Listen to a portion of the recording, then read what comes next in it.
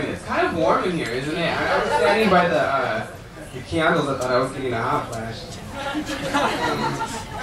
I'm going to read this really quickly because I have to pee. I didn't know when I was going to go on. Also, as I was walking here, tonight was the first class of my second semester, my first year in the poetry program at the new school.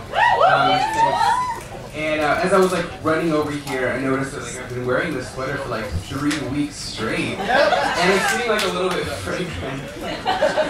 So I'm doing this little experiment where I'm mixing prose with poetry. So there's this this short story rather, in 3 parts, and it provides the scaffolding for like a couple of poems that I'm going to be reading. And I timed myself and it's 8 minutes, so I swear to God it's going to be quick, but you're going to like it. It's cool. At Aria. Aria is an Italian restaurant. At Aria, the pizza is expensive and fancy and has toppings like Brussels sprouts and speck. There's a marble bar, brand new wood-burning open-face oven, and the biggest wine glasses in America. Thin, half-cracked size, and gentle as a swan's neck. I wonder if this means that rich people drink more, or do they just like to pour the same amount into a bigger glass? I remind myself to Google this later. Dion and I are here to brunch. The bright white light-catching windows glare at us and it quivers my hangover. We're seated by a boy I recognized from a nightclub party last weekend. He was a singer, the lead singer, and had 2 what I guess would be called avant-garde dancers, sort of like super stylish with icicle lights wrapped around their heads. And I think one of them had a light bulb in his mouth, but maybe that's just Beetlejuice. Or was it Adam's Family? Yeah. It was Uncle Fester. I remember, so not the band, but the performance was evocative, right? I mean, I want to say hello to him. I want to tell him I thought he was a jam, and somewhere in my tote bag is a crumpled Polaroid I took of him and Billy when he joined us for a smoke outside, and your makeup was just heavenly. Did you do it yourself? But I'm shy. I can't remember his name, and anyway, he probably wouldn't remember mine. Composting. If you take Kingsland all the way down to the BQE, a strip mall parking lot sprawls through the skin. Suburban eye of the city cyclone, pre-war mortar, railroad, condo. I haven't stumbled a strip like suburbia in longer than a summer, and maybe a whole year.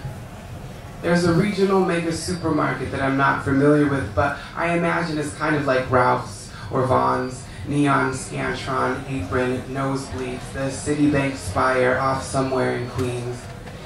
Everything is degrading. But context affects speed. Give up water, the ghost of carbon dioxide, the dusk of Brooklyn, and the parking lot wraps all the way around me. At Aria too, I don't mean to neglect this. When I take a menu from the nightclub singer/brunch host, I stare just a little too long. There's a couple seconds mutual recognition, but neither of us acts on it.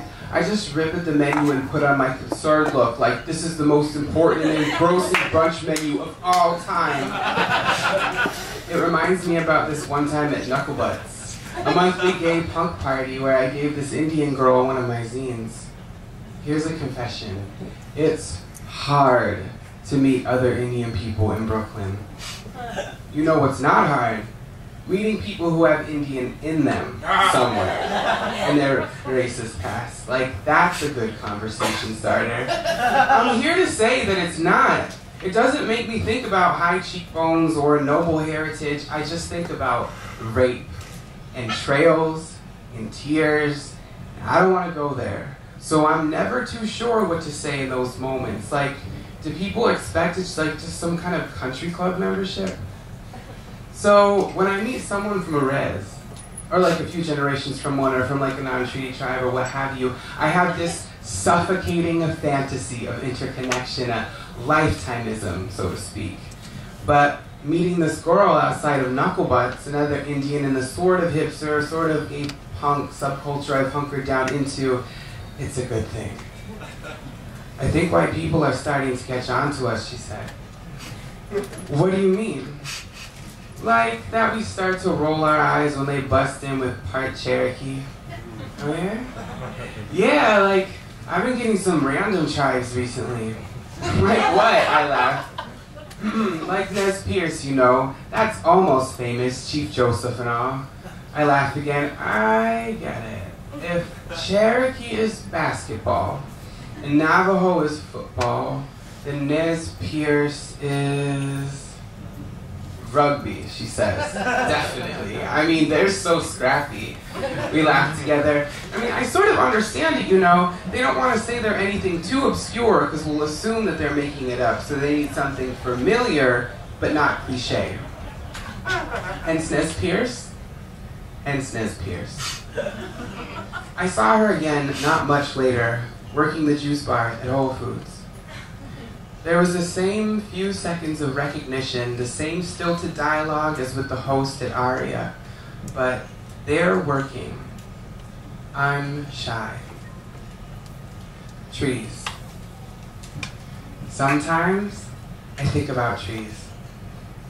Not in a coniferous way, but sometimes I think about ex-boyfriends or cassette tapes or having been a size 28 waist. And then I've forgotten about trees, and how could I have forgotten them? Their roots and rings, oak leaves and Sundays spent gathering acorns, cracking away the shells in front of the TV, and my mother feeding their insides to the corn grinder, leaching the tannins in the sink, setting the mush in a tin pan, and making shawi. One of the last who knows how.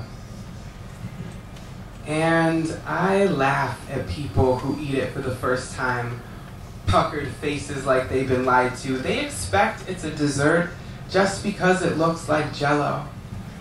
But any kumyai would know you just put on salt, gobble up the cake cut little squares. I mean, what did you expect? Really? It's only acorns and water. No bright colors. There's no sugar in these. At Aria 3, as we get our pizza sandwiches, I notice the host take off his apron and leave. My last hope of speaking to him is gone. But later, I'm gonna write that I say hello. And when I do, I heap on all of these compliments about his voice and his band. I mean, I know how people purr when you scratch their backs. We'll exchange numbers and hang out and just really, really hit it off.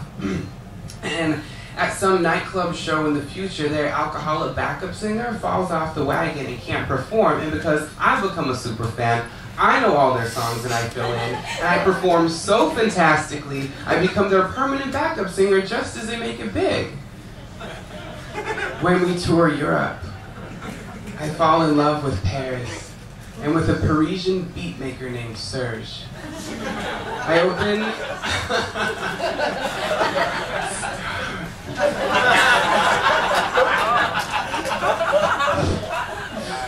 open a boulangerie and a yellow cottage with blue shuttered windows, and I wear purple headscarves until the day I die. When our meal is over, the waiter refills our coffees. He stops at me. You had the tea, right? No, says Dion, blowing on her coffee. He's just delicate. The waiter mumbles nervously, refills my cup, and leaves our check on the marble tabletop. Thanks.